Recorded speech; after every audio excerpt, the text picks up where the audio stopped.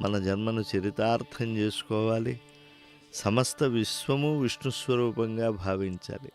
వెంకటేశ్వర స్వామివారి యొక్క దర్శనాన్ని చేసుకుని స్వామి సేవలో ఆంధ్రప్రదేశ్ రాష్ట్ర ముఖ్యమంత్రి వర్యులు శ్రీ నారా చంద్రబాబు నాయుడు గారు, వారి మంత్రివర్గ సహచరులు, వారి పుత్రులు అయినటువంటి నారా లోకేష్ గారు దంపతులు ఆ యొక్క కుటుంబ సమేతంగా స్వామివారి సేవలో, శ్రీ మహావిష్ణువు యొక్క సేవలో, కలియుగ ప్రత్యక్ష విభూతిని సేవలో తరిస్తూ ఉన్నారు. బ్రహ్మ చేసే బ్రహ్మాండ సృష్టి, శివునిలో గల జగత్తును సంహరించే శక్తి, ఇంద్రుని గల లోక పరిపాలన సామర్థ్యం అన్నీ కూడా శ్రీ వెంకటేశ్వర స్వామి మహిమలే. పృథివీ, అప్పు, తేజస్సు, వాయువు, ఆకాశం అనేటువంటి పంచభూతాల్లో ఉండేటువంటి గంధము, రసము, రూపము, స్పర్శము, శబ్దం అనే గుణాలు, అలాగే నవగ్రహముల యొక్క క్రమము తప్పని సంచారము, భూత భవిష్యత్ వర్తమానములనేటువంటి త్రికాలములకు చెందినటువంటి ధర్మములు అన్నీ ఆ పరబ్రహ్మము శ్రీ వెంకటేశ్వర స్వామి కటాక్షం గనక ఆ స్వామిని ముఖ్యమంత్రి దంపతులు సేవించి శరణాగతి కరదీపికగా చేసుకుని ఆశ్రయిస్తూ ఉన్నారు. దేవాధిదేవుని సేవలో తరిస్తూ ఉన్నారు.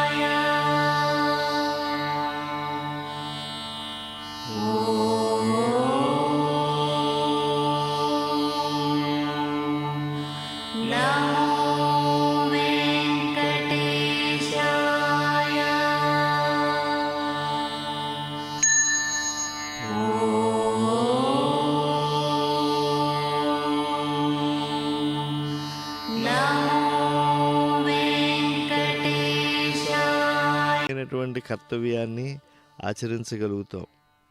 చంచలమైనటువంటి మనస్సు అది ఎంత భగవంతుని పైకి మనం మన్నించాలన్నా కూడా ఆ మనస్సే మనని ముందుకు తీసుకువెళ్తుంది. తిరుమల తిరుపతి దేవస్థానం పెద్దజీయం గారు పెరువికేళ్వి అప్పన్ స్వామివారు దండధారులై స్వామివారి సేవలో తరించి వస్తూ ఉన్నారు.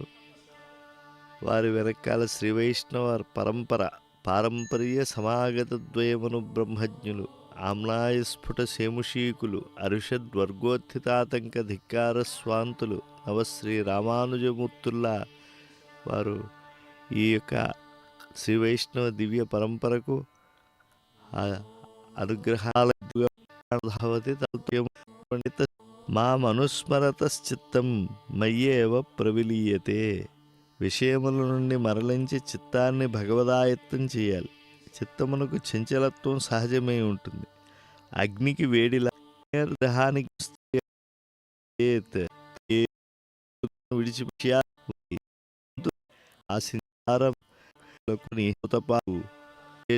అంబుజోదర దివ్య పాదారవింద చింతనామృతపాన విశేష మత్త చిత్తమేరీతి ఇతరంబు చేరనేర్చు.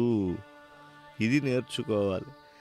నిత్యము కూడా అరవిందాక్షుడైనటువంటి శ్రీ వెంకటేశ్వర స్వామి పదారవింద మకరంద సంసేవాశక్తిలో మన చరాచరాత్మకమైనటువంటి విశాల విశ్వం యొక్క సృష్టి స్థితి లయలు హేతుభూతమైనటువంటి పరబ్రహ్మమును శృతులు, స్మృతులు, పురాణములు అన్నీ వర్ణిస్తూ ఉన్నాయి. ఆ పరతత్వమును వర్ణించేటువంటి నిత్య సత్యస్వరూపుడైనటువంటి ఆ దేవుడే భక్తానుగ్రహ కాంక్షతో శ్రీ వెంకటేశ్వరుడుగా రూపొంది ఉన్నాడు. నిత్యానాం పరమాత్మ నిత్యులలో నిత్యస్వరూపము. సత్యం జ్ఞానమనంతం బ్రహ్మ, సత్యస్వరూపునిగా కూడా ఉన్నాడు. ఆయన ఎప్పుడూ కూడా నిత్య సత్యస్వరూపుడు. సయేవ కాలే భువనస్య గోప్తా విశ్వాధిప అని వేదభారతి.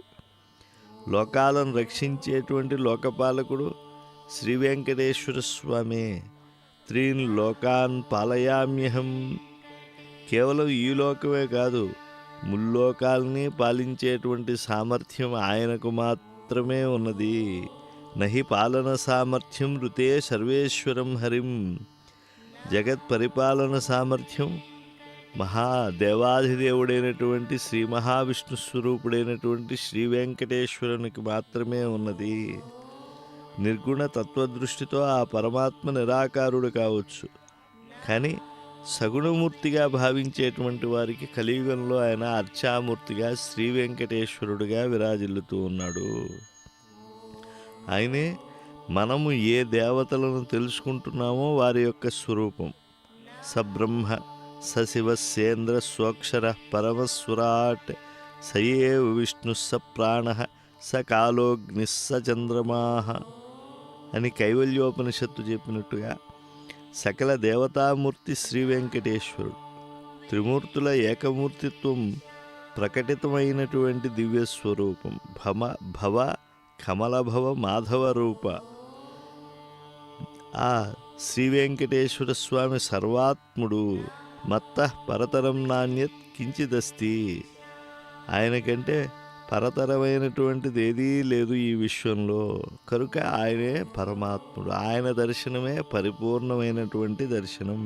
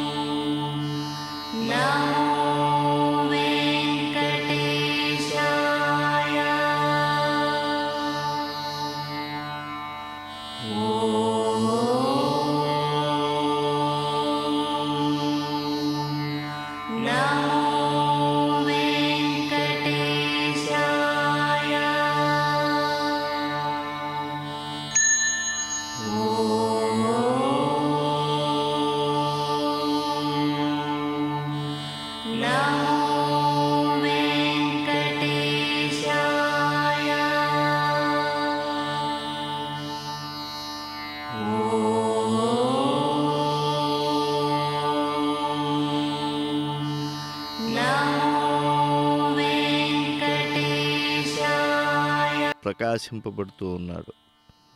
సత్యస్వరూపుడై ఉండటం వల్ల తాను సత్యుడు అనబడుతూ ఉన్నాడు.